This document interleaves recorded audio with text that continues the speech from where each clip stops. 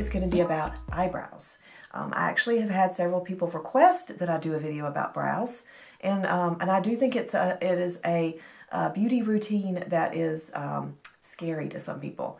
Yeah, well, really a lot of people, all of us sometimes. What I want to start off doing is talking about why you should care. And since I'm gearing my videos towards women over 40, one of the main reasons is that something I've noticed as I've aged is that my brows, I feel like, are more faded, almost like they're more sparse, kind of, than they used to be. I look back at pictures of myself from college, and my brows are a lot darker, I feel like, and more thick, and that looks more youthful. And so as I've aged, my brows just, they feel more sparse. And so when you fill your brows in, it adds that level of youthfulness back to your face that you've lost.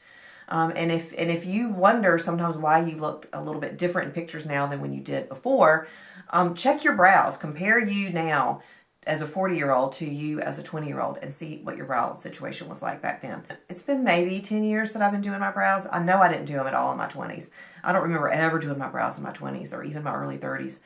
But I do remember one time having a makeover at the Chanel counter, and them telling me that my brows were the frame of my face. And after that, I did my brows kind of sporadically for a few years, and then more regularly for the last like 7 years probably. So something that is going on in the market right now, or in the industry, in our fashion world, is that brows are on trend to be very, very thick and dark, and that has kind of taken over in the fashion world. What happened was the model Cara Delevingne came on the scene. She's gorgeous. Her brows are very dark. It wasn't just her. There were other models too with the very heavy dark brows. This is something that cycles. If you remember Brooke Shields from the early 80s, she had dark, thick brows. And so it's something that kind of comes and goes over time. But Cara Delevingne, with her dark brows, came on the scene. She got really popular, and all of a sudden you started seeing dark brows everywhere. And then we've kind of gotten to an extreme level. One of the unfortunate side effects of the thick brow trend is something that is called the Instagram brow. I'm going to put a picture up here so y'all can see what that looks like. And what that means is an Instagram brow is a brow that is heavily sculpted, very dark, sharp, sharp edges. And it almost is almost like it's dark, dark, dark out here, and then it fades in to the corner. And in the picture that I'm going to try to put up, if I can figure out how, you can see even the brow powder. I mean, you can see that it's not real brow. I mean, it just doesn't look natural to me. And it doesn't look natural in pictures either. In real life, it doesn't look good. So we're not here to do that.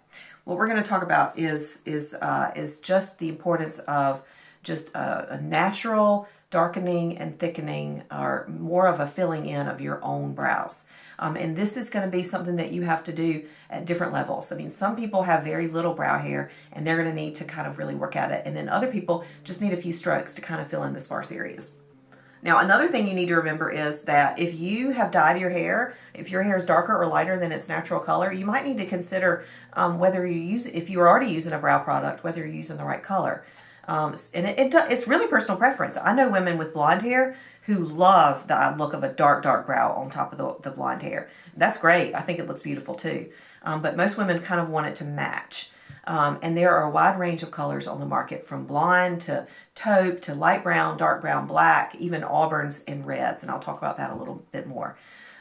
So that's just a little bit about why you should be doing your brows, especially as you age, because it does give you a more youthful appearance to have a little bit of a more filled in brow. Okay? So what I'm going to do is I'm going to come back without my brows on, and you'll be able to tell a big difference, which is probably going to be the only thing you really need to see. And then I'm going to talk about my 2 favorite brow products. Okay? So everybody stay tuned. I'll be right back. Okay, everybody. So I'm back, and I have no brows on, but exactly the same makeup otherwise that I had in the intro. And I hope that you can see the difference in my face. I feel like I look really faded.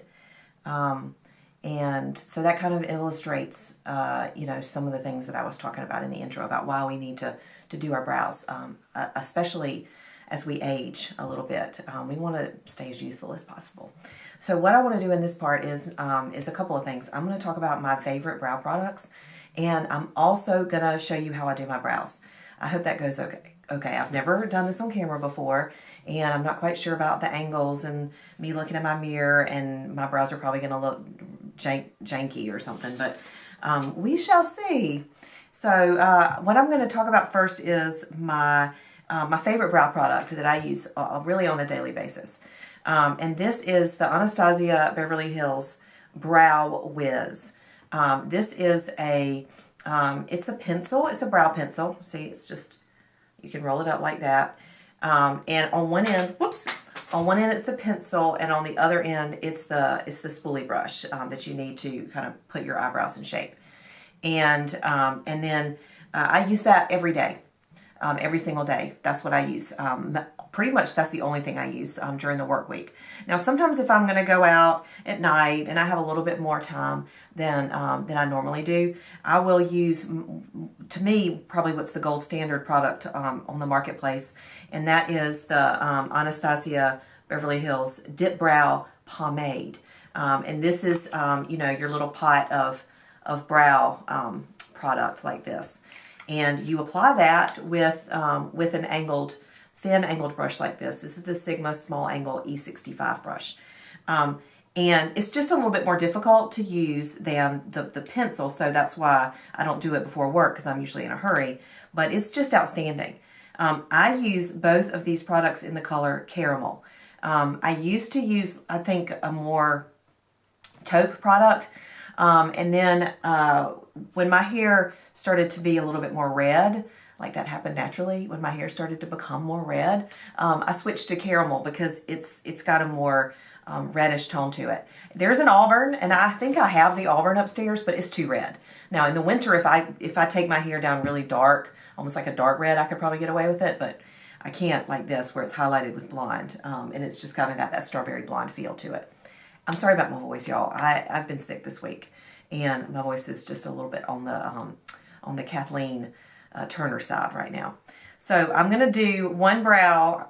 Might look jacked up, but we're going to do one brow with the pencil and one brow with the pomade, and we'll see how that goes. Okay, so the first thing you want to do is make sure your brows are plucked.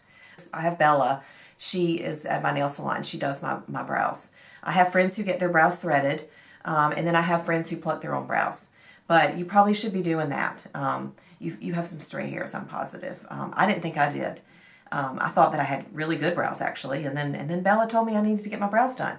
And so I did, and they look a lot better now. So what you want to start off doing is just taking your spoolie brush and kind of just brushing your brows up and out into what I would say is their fullest shape. And so that's your first step. And then you're going to take the brush, or take the pencil. You don't want to have too long of a tip. You just want to have a short tip. And then this is not how you'll see a lot of people on YouTube do it. A lot of beauty YouTubers will not do it this way because they want to have a heavier brow than what I'm going for, which is a more natural look. And I think if you're over 40, you really want to have as natural of a look as possible as far as your brows. You don't want to look crazy. So we're going to just take it, and we're going to really just kind of draw short lines in the area of our brows in the direction that the hair is growing. And so you kind of, most of us, our brow hairs grow kind of like this up into the arch. And then once you get to the arch, they start growing down. And so that's when I kind of turn the pencil and start going down in a different direction. And now you want to really pay attention to where the tail of your brow is. And there's a little bit of a scientific method to all this. And I'll show it to you real quick as we're in the middle of this. So if you take basically like a pencil and lay it beside your nose, the brow should go to where that pencil is right there. So you see I've got kind of a gap, and I'm going to show you how to fill that in. Now if you take the pencil, or this is my brush, and lay it on the edge of your nose and cross it to the edge of your eye, it'll show you where the corner of the edge of your brow should be, the tail. And so you see I can go a little bit further with mine like that. And then if you take that same pencil, put it on the edge of your nose, and cross it straight through your pupil, through the center of your eye, looking straight forward, you'll find out where your arch should be. So that's a really kind of a cool way to figure out what your best brow shape is, I guess. So, so we're going to take this and we're going to extend that tail just a little bit down. And then this is the part where I always mess up, because this brow specifically has kind of a little sparse area right here. And so I want it to look natural. And so those hairs do tend to just pretty much grow straight up. If I were to just draw lines like that, it's going to look fake. And so I kind of go sideways, and then I'll start drawing little hairs that might go up a little bit. And then I'll take the brush and kind of go over it to kind of blend it all together. I'll kind of look and see where we are. I feel like I can fill in a little bit right there. And, you know, do it again with the spoolie and evaluate. Now, that's not terrible. This is not my favorite interior part that I've ever done. In fact, I feel like it's maybe went in a little bit too far, but it's not bad. Now, Sal, so one of the things that's hard for people is the tail, and they tend to make it too thick. Now, this has turned out pretty good, but if you have a tail that gets too thick, or let's say you accidentally make a stray mark on the top of your brow, one of the things that I like to keep close by is my concealer, and I'll keep my concealer brush. I don't even really use this for concealer anymore. I think it came with an old concealer that I had. It's like this old concealer brush. And you can take it if you need to do a little bit of a cleanup, and I'll just kind of tap that onto the doe foot of the concealer brush, and then I'll brush it off of my hand so that it barely has any concealer on it. And then you can take that and you can do a little bit of cleanup there on the edge of your brow. Kind of tap, tap, tap with your finger. You can go on the top of it if you need to. Tap, tap, tap with your finger. And already you can see how much cleaner that is. So it's good that's a good tool to use for cleanup. All right, so that's the pencil brow. Now, this is the scary part, because I don't feel like I'm very practiced with this brow, and it does make me nervous. But it is the best. It's the best product on the market. So what you're going to do is you're going to take your brush, you're going to dip it into the product, not hard. You're not just going to dig it out, because then you will look cray-cray. And you're just going to dip it a little bit. Sometimes I'll take it and I'll draw a line on the back of my hand, so I can see how much is product's on the brush. And then you just start, what I like to do is start on the bottom, kind of at the very edge of the hair. Dip back in if you feel like you were too conservative at the beginning, which I almost always am because I'm nervous. And you follow the line of the brow like that. And then you kind of repeat that. I like to repeat it until I feel like I've got the tail kind of set. You see how I've got the tail over there? And then I go back and I dip a few more times, never heavy, never heavy. And then you just start filling in the remainder of the brow area. Now, I'm not trying to really make my brows a lot thicker. I like the shape of my brows a lot, and I feel like I have actually really good brows for my age. And so what I'm doing is basically just a little bit of darkening and filling in. I'm not really having to draw the brow, which is lucky. So that's basically it as far as what you do. Now, it's harder to me with a lighter color like this, which this caramel isn't a dark brown. It's harder to get a super clean tail. So when I use this, I do tend to do a little bit more cleanup than I do when I have the pencil.